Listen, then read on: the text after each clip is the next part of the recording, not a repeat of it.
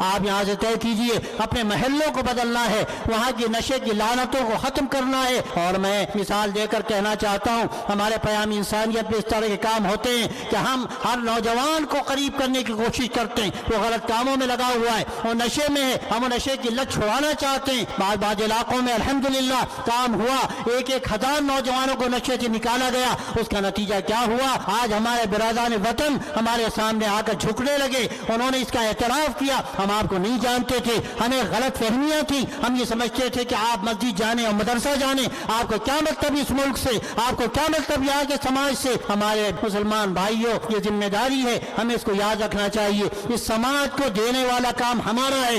ہم ہمیشہ کاسے گدائی لیے کھڑے رہتے ہیں، ہمارا کام لینے کا نہیں ہے، ہمارا کام دینے کا ہے۔ آپ دیکھیں گے انشاءاللہ حالات بدلیں گے، پھر ہمیں شاید در در ٹھوکریں کھانی نہ پڑے اور کاسے گدائی لے کر ہمیں جگہ جگہ جانا نہ پڑے۔